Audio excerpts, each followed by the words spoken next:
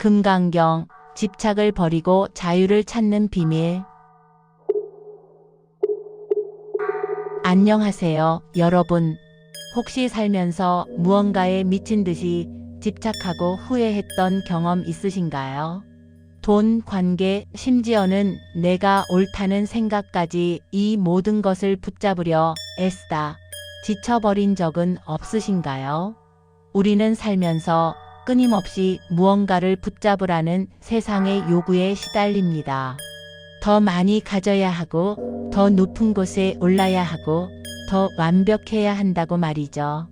하지만 2000년이 넘는 시간 동안 수많은 사람들에게 지혜를 전해온 금강경은 이 모든 요구 앞에서 아주 조용하지만 단호하게 이렇게 말합니다. 붙잡지 말라. 그러면 길이 열릴 것이다. 놀랍지 않나요? 오늘 이 시간 우리는 왜 금강경이 여전히 현대인의 마음을 흔들고 있는지, 그리고 붙잡지 않음이 어떻게 우리 삶의 진정한 자유와 평화를 가져다 주는지 함께 탐구해 볼 거예요. 잠시 시간을 내어 금강경의 깊은 지혜 속으로 함께 여행을 떠나보는 건 어떠신가요? 이 영상이 여러분의 삶에 작은 위로와 큰 깨달음이 되기를 진심으로 바랍니다. 시작하기 전에 잠시 시간을 내어 좋아요를 눌러주시고 구독 버튼과 알림 설정까지 꼭 부탁드려요. 여러분의 작은 관심이 더 많은 분들에게 이 귀한 메시지를 전달하는 데 큰 힘이 됩니다. 자, 그럼 금강경이 전하는 놀라운 지혜의 여정, 지금 바로 시작해 볼까요?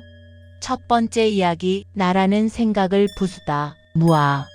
금강경이 던지는 첫 번째 칼날은 바로 나라는 단단한 생각입니다. 내가 옳다. 내가 피해자다. 내가 쌓아온 이 모든 것이 나의 인생이다라고 굳게 믿고 계신가요? 금강경은 이 모든 고정된 나라는 생각에 조용히 질문을 던집니다. 과연 고정된 나라는 것이 존재할까요? 우리는 끊임없이 변화하는 존재입니다. 어제의 나와 오늘의 나는 다르고, 심지어 지금 이 순간에도 나의 생각과 감정, 심지어는 몸의 세포까지도 끊임없이 변화하고 있죠. 그런데도 우리는 마치 영원히 변치 않을 것처럼 나라는 틀 안에 스스로를 가두고 그 틀 안에서 벗어나지 못해 괴로워하곤 합니다. 나라는 생각에 집착할 때 우리는 오만해지거나 쉽게 상처받거나 혹은 스스로를 불쌍하게 여기는 함정에 빠지기 쉽습니다. 내가 옳다는 생각은 타인의 의견을 닫게 하고, 내가 피해자라는 생각은 분노와 좌절감에 갇히게 만들죠. 금강경에서 말하는 무아는 결코 우리가 사라지거나 무의미해진다는 허무주의가 아닙니다. 오히려 나라는 고정된 관념에서 벗어나 더욱 자유롭고 유연한 마음으로 세상을 바라볼 수 있게 하는 놀라운 지혜입니다. 내가 쌓아온 경험과 지식, 감정들이 나 그 자체가 아니라 잠시 머물다 가는 인연의 흐름이라는 것을 깨달을 때 우리는 비로소 마음의 짐을 내려놓고 가볍게 앞으로 나아갈 수 있습니다. 마치 강물이 끊임없이 흐르지만 그 강물을 이루는 물방울 하나하나가 고정되어 있지 않은 것과 같아요. 나라는 생각에 대한 집착을 내려놓을 때 우리는 타인을 더 깊이 이해하고 포용할 수 있게 되며 삶의 어떤 변화에도 유연하게 대처할 수 있는 힘을 얻게 됩니다. 나라는 틀을 깨고 진정한 자유를 경험해 보는 것은 어떨까요? 두 번째 이야기, 모든 것은 머무르지 않는다. 무상. 여러분, 살면서 행복이 영원할 것 같았는데 순식간에 사라져버려 허탈했던 경험, 혹은 너무나 고통스러웠던 순간이 영원할 것 같았는데 시간이 지나 보니 아무것도 아니게 된 경험 없으신가요? 금강경은 행복도 고통도 이 세상에 그 어떤 것도 영원히 머무르지 않는다고 단호하게 말합니다. 문제는 우리가 사라져 버릴 것들에 매달려 끊임없이 괴로워한다는 점입니다. 아름다운 꽃은 언젠가 시들고 튼튼한 건물도 시간이 지나면 낡게 마련입니다. 심지어 지금 우리가 보고 듣고 느끼는 모든 감각, 경험조차도 생겨났다가 사라지는 법이죠. 금강경은 형상 있는 모든 것은 허망하다고 이야기합니다. 이 말은 우리가 눈으로 보고 손으로 만질 수 있는 모든 물질적인 것들은 물론 우리의 생각, 감정, 관계, 심지어 명예와 지위까지도 모두 영원하지 않다는 것을 의미합니다. 우리는 사랑하는 사람과의 관계가 영원할 것이라고 믿고 돈과 재산이 나를 영원히 지켜줄 것이라고 생각합니다. 하지만 이 모든 것들은 인연 따라 생겨나고 인연 따라 사라지는 법입니다. 이러한 집착은 결국 우리에게 고통만을 안겨줄 뿐이죠. 관계의 변화 앞에서 절망하고 재산의 손실 앞에서 좌절하며 명예의 실추 앞에서 스스로를 잃어버립니다. 금강경은 이러한 무상함을 냉정하게 직시하라고 말합니다. 모든 것은 변한다는 사실을 있는 그대로 받아들일 때 우리는 비로소 변화 앞에서 흔들리지 않는 내면의 평화를 찾을 수 있습니다. 행복이 왔을 때 너무 들뜨지 않고 고통이 왔을 때 너무 좌절하지 않으며 삶의 모든 순간을 있는 그대로 받아들이는 지혜를 얻게 되는 것이죠. 마치 흐르는 강물처럼 끊임없이 변화하는 삶의 흐름 속에서 집착 없이 유연하게 헤쳐나가는 법을 배우게 됩니다. 모든 것은 머무르지 않는다는 사실을 깨달을 때 우리는 비로소 진정한 자유를 향한 첫걸음을 내딛게 될 것입니다. 세 번째 이야기, 선을 행하되 공덕에 매이지 말라. 착한 일을 하고 나서 내가 이런 좋은 일을 했다는 생각조차 내려놓으라니 언뜻 들으면 혼란스럽기 짝이 없는 이야기 아닌가요?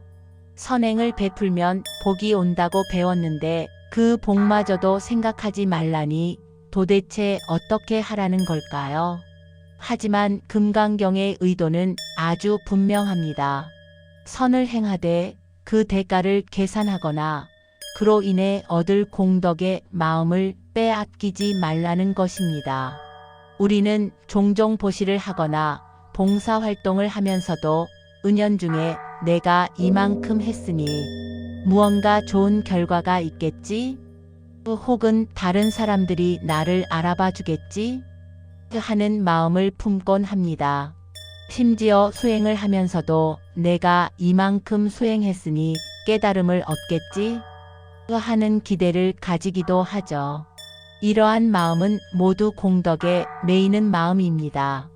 아이러니하게도 이러한 기대와 계산은 오히려 우리 마음을 무겁게 만들고 선행 자체의 순수한 기쁨을 잃게 만듭니다. 금강경은 진정한 선행은 어떤 대가나 공덕을 바라지 않는 순수한 마음에서 우러나와야 한다고 가르칩니다. 마치 태양이 아무런 대가 없이 세상을 비춰주듯이 우리는 그저 존재 자체로 선을 행할 뿐 그 결과에 집착하지 않는 것이죠. 이러한 무주상보시, 즉 형상에 머물지 않는 보시는 모든 집착을 내려놓는 수행의 중요한 부분입니다. 선행을 했음에도 불구하고 마음이 무겁거나 오히려 불평불만이 생겨나는 경험을 해보셨다면 아마도 그 마음속 어딘가에 공덕에 대한 기대가 숨어 있었을지 모릅니다. 공덕을 내려놓을 때 우리는 비로소 진정한 자유를 경험하게 됩니다. 계산 없이 베풀 때 우리의 마음은 그 어떤 조건에도 얽매이지 않고 한없이 가벼워집니다. 보시의 본질은 베푸는 행위 그 자체에 있지 그 결과나 보상에 있는 것이 아닙니다. 아무런 대가도 바라지 않고 순수하게 선을 행할 때 우리는 가장 순수한 형태의 기쁨과 평화를 경험할 수 있습니다. 여러분도 오늘 작은 선행 하나를 베풀어 보세요.